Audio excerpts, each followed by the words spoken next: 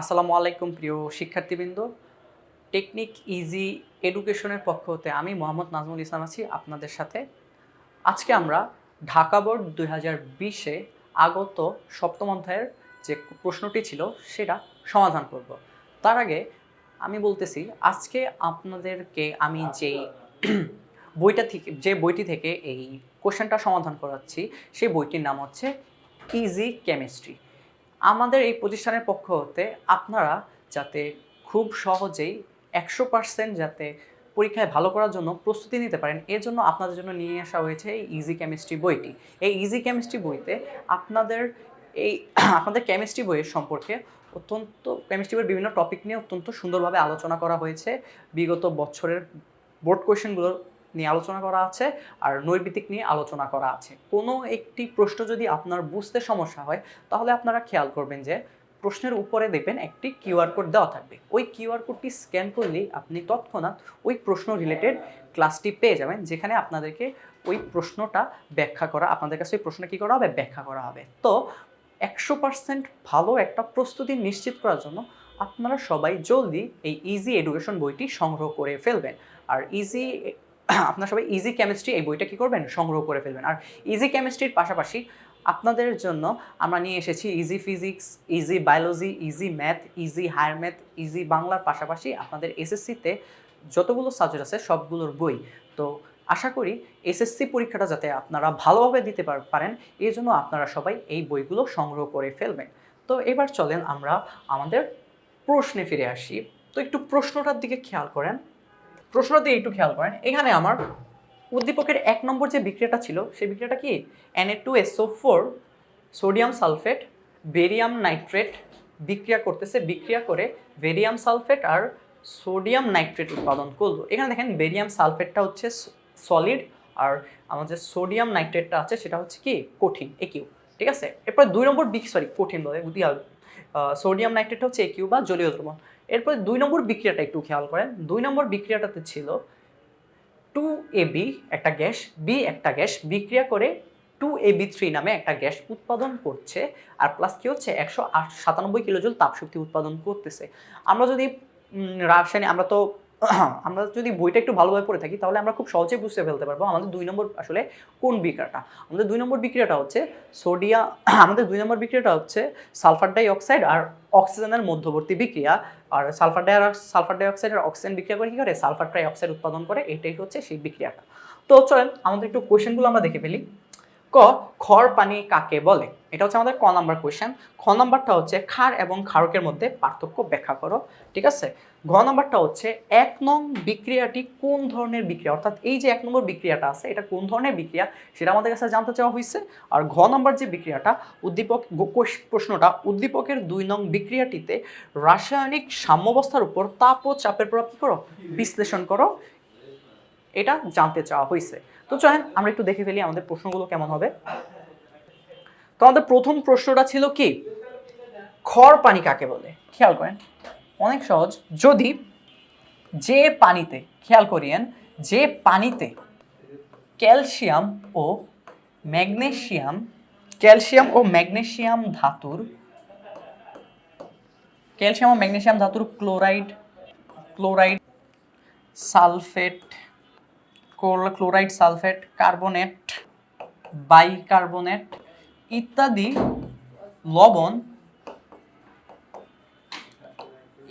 লবণ দ্রবীভূত থাকায় যদি সাবান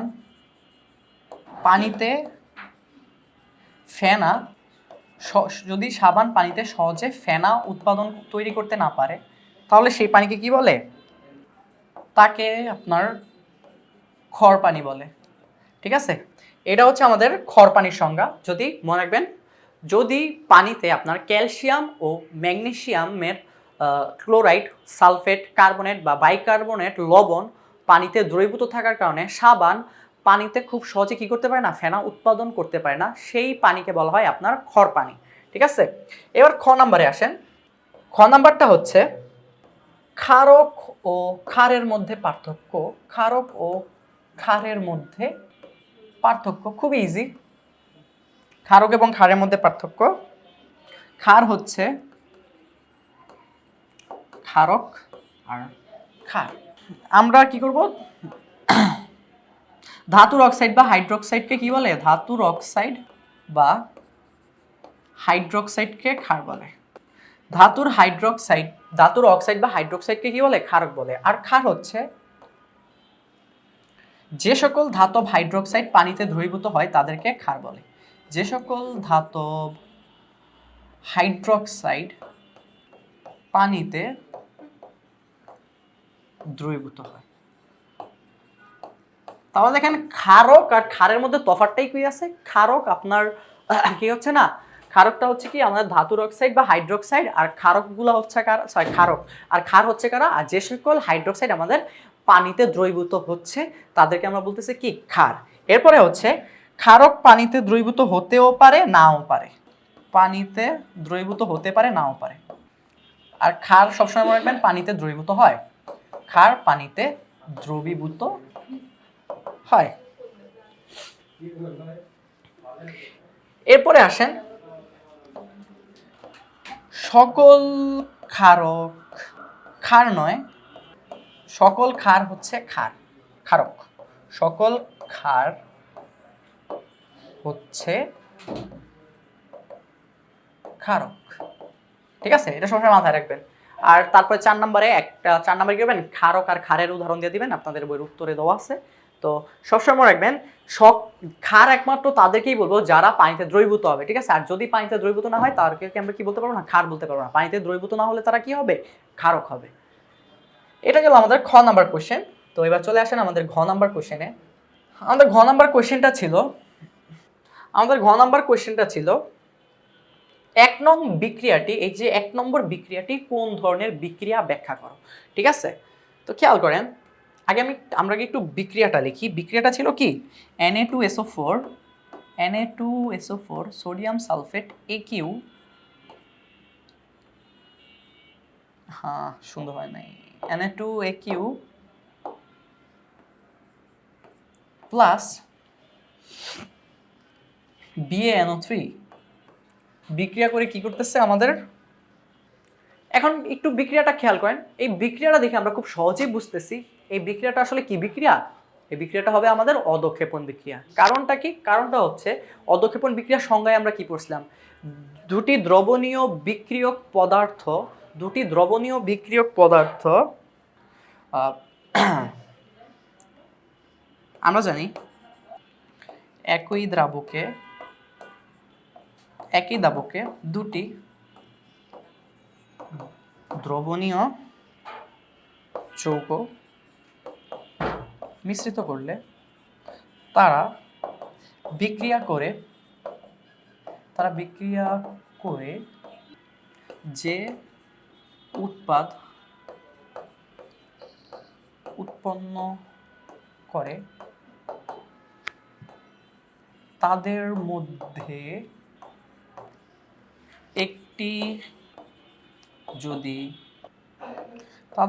একটি যদি ওই দ্রাবকে অদ্রবণীয় বা খুব কম পরিমাণে দ্রবীভূত হয়, তাহলে ওই যে খুব কম পরিমাণে যে পদার্থটা দ্রবীভূত হয়েছে সেটা কি করে, পাত্রের তলায় তলানি হিসেবে জমা হয়। আর সেই তলানিটাকে বলা হয় কি, অদক্ষেপ। আর যে বিক্রিয়ার মাধ্যমে এই অদক্ষেপটা তৈরি হয় সেই বিক্রিয়াকে কি বলা হয়, সেই বিক্রিয়াকেই বলা হয় অদক্ষেপণ বিক্রিয়া। তার মানে এবার যদি আমরা এই সোডিয়াম নাইট্রেট আর বেরিয়াম সালফেটের বিক্রিয়ার দিকে যদি সোডিয়াম সালফেট এবং বেরিয়াম নাইট্রেটের বিক্রিয়ার দিকে যদি আমরা তাকাই, এটা আসলে কি করে, এই সোডিয়াম সালফেট আর বেরিয়াম নাইট্রেট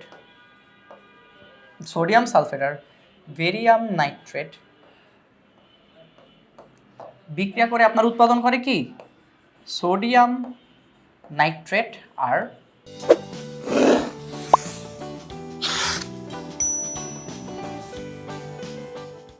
উৎপাদন করে আমার কি, বেরিয়াম সালফেট। ঠিক আছে, এই যে বেরিয়াম সালফেটটা আমার উৎপাদিত হচ্ছে, এই বেরিয়াম সালফেটটা কি হয় পানিতে খুবই সামান্য পরিমাণে কি হয় দ্রবীভূত হয়। তাহলে দেখা যাচ্ছে কি অধিকাংশ বেরিয়াম সালফেটটা কি হয় না, মানে এটা খুবই কম দ্রবীভূত হয়। অধিকাংশ বেরিয়াম সালফেটটা দেখতে পাই কি দ্রবীভূত হয় না, ফলে খুবই কম পরিমাণে দ্রবীভূত হয় বিধায় আমাদের বেরিয়াম সালফেটটা কি হয় পাত্রের তলায় তলানি হিসেবে জমা হয়ে পড়ে। আর আমাদের যে NaNO3 সোডিয়াম নাইট্রেটটা, এই নাইট্রেটটা সম্পূর্ণ কি হয় দ্রাবকে দ্রবীভূত হয়ে যায়। তার মানে যে দ্রাবকে দ্রবীভূত হয় না সেই পাত্রে কি হয় তলানি হিসেবে জমা হয়। তার মানে আমাদের এই বেরিয়াম সালফেটটা দেখবেন কি তলানি হিসেবে জমা হচ্ছে।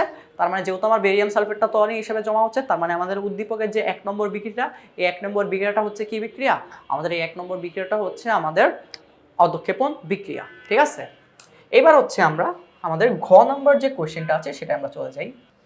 ঘ নম্বর কোশ্চেনটাতে ছিল আমাদের উদ্দীপকের 2 নং বিক্রিয়াতে আসলে যে কেন বলে উদ্দীপকের 2 নম্বর বিক্রিয়াটিতে উদ্দীপকের 2 নম্বর বিক্রিয়ার রাসায়নিক সাম্য অবস্থায়, আবার বলতেছি উদ্দীপকের 2 নং বিক্রিয়ার সাম্য অবস্থায় লাসাতিলার নীতিটা আমাদেরকে কি করতে বলছে প্রয়োগ করতে বলছে। ঠিক আছে, উদ্দীপকের 2 নম্বর বিক্রিয়ার সাম্য অবস্থায় মানে প্রশ্নটা ছিল উদ্দীপকের 2 নম্বর বিক্রিয়ার সাম্য অবস্থায় তাপ ও চাপের প্রভাব ব্যাখ্যা করো।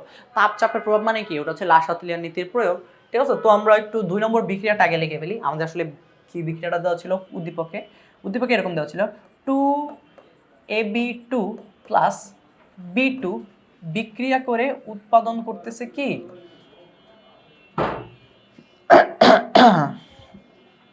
2AB3 প্লাস 197 কিলোজুল তাপমাত্রা।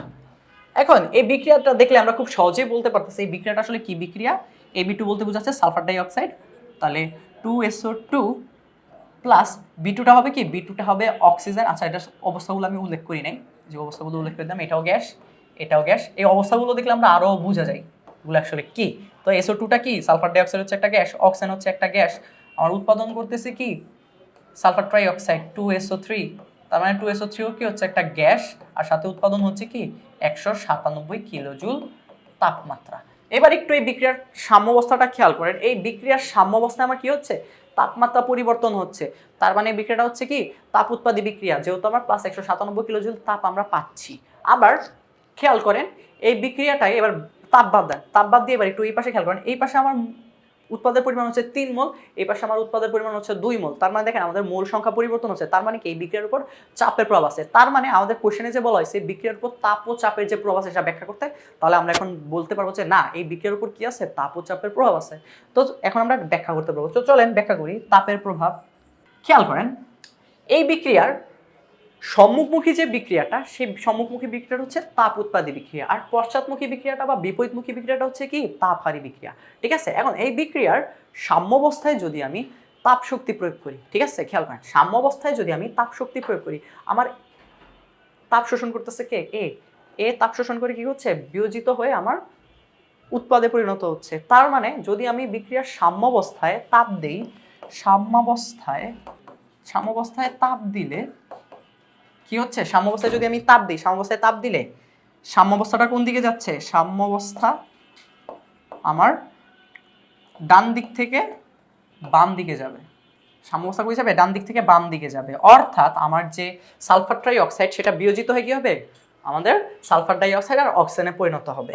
ঠিক আছে, এবার আসেন এইবার যদি আমি কি করি, এবার আমি সাম্যাবস্থায় যদি তাপ হ্রাস করি, সাম্যাবস্থায় তাপ হ্রাস করলে কি হবে, সাম্যাবস্থায় তাপ হ্রাস করলে আমার এই সালফার ডাই অক্সাইডের বিয়োজন কমে যাবে। সালফার ডাই অক্সাইডের বিয়োজন কমে গেলে কি হবে, আমার সালফার ডাই অক্সাইড অক্সিজেন তাদের মধ্যে কি করবে বিক্রিয়া বাড়ায় দিয়ে আমার আবার তাপটা উৎপাদন করবে। অর্থাৎ তাহলে কি হচ্ছে, এবার যদি আমি তাপ হ্রাস করি, তাপ হ্রাস করলে তখন কি হচ্ছে বিক্রিয়াটা বাম দিক থেকে ডান দিকে চলে যাচ্ছে। অর্থাৎ তাপ হ্রাস করলে বিক্রিয়ার সাম্যাবস্থা বাম দিক থেকে ডান দিকে যাবে।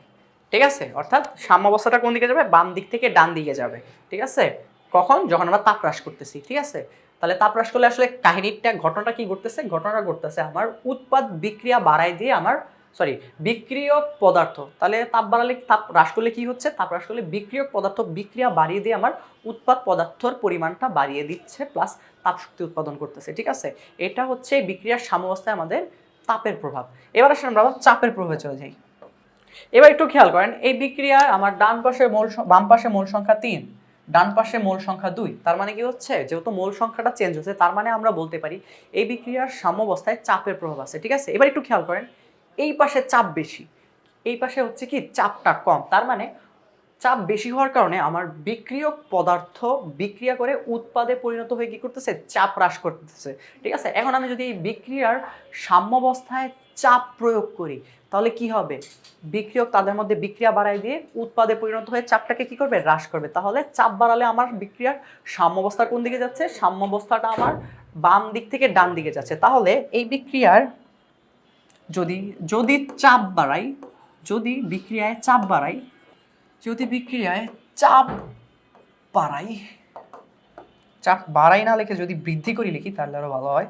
যদি বিক্রিয়ায় চাপ বৃদ্ধি করি, তাহলে বিক্রিয়ার সাম্যাবস্থা কোন দিকে যাচ্ছে, সাম্যাবস্থা বাম থেকে ডানে যাচ্ছে, বাম থেকে ডানে যাচ্ছে। ঠিক আছে, আর বাম থেকে ডানে গেলে কি হচ্ছে, বিক্রিয়ক বিক্রিয়া বাড়িয়ে দিয়ে উৎপাদের পরিমাণটা বৃদ্ধি করতেছে। ঠিক আছে, এবার যদি উল্টা কাজটা করি, উল্টা কাজটা কি, এবার যদি আমি তাপ হ্রাস করি, দেখেন তো বিপরীতভাবে যদি এবার বিবেচনা করি, আমার এখানে চাপ কম হওয়ার কারণে কি করতেছে, এটা ভেঙে গিয়ে চাপটা বাড়ায় দিচ্ছে। তাহলে আমি যদি বিক্রিয়ার সাম্যাবস্থায় চাপ হ্রাস করি, চাপ হ্রাস করলে কি করবে, উৎপাদটা বিয়োজন বাড়িয়ে দিয়ে কি করবে, বিক্রিয়কের পরিমাণটা বাড়াই দিবে। বিক্রিয়কের পরিমাণ বাড়াই দিলে আমাদের কি হবে, চাপটা বেড়ে যাবে। তাহলে দেখেন, এবার যদি আমি চাপ হ্রাস করলে কি হচ্ছে, চাপ হ্রাস করলে বিক্রিয়াটা আমার ডান দিক থেকে বাম দিকের সাম্যাবস্থাটা আসতেছে। তাহলে চাপ হ্রাস করলে বিক্রিয়ার সাম্যাবস্থা কই যাবে, বিক্রিয়ার সাম্যাবস্থাটা আমার ডান দিক থেকে বামে আসবে, অর্থাৎ উৎপাদ পদার্থ বিয়োজিত হয়ে বিক্রিয়কে পরিণত হবে। ঠিক আছে, এটাই হচ্ছে আমার এই বিক্রিয়ায় তাপ ও চাপের প্রভাবের ব্যাখ্যা। ঠিক আছে, আশা করি আপনারা সবাই বুঝতে পেরেছেন। তো এরকম আরো ব্যাখ্যাজনিত ক্লাস দেখতে চাইলে আপনাদের জাস্ট একটা সহজ কাজ করতে হবে। সহজ কাজটা কি, সহজ কাজটা হচ্ছে শীঘ্রই আপনারা এই ইজি কেমিস্ট্রি বইটা সবাই সংগ্রহ করে ফেলবেন। আর এই ইজি কেমিস্ট্রি বইটা সংগ্রহ করার মাধ্যমে আপনারা আপনাদের এসএসসির জন্য বা স্কুলের পরীক্ষার জন্য 100% প্রস্তুতি নিশ্চিত করে ফেলবেন। তো আপনাদের সবার প্রতি শুভকামনা জানিয়ে আজকের ক্লাসটা এখানেই আমি শেষ করছি।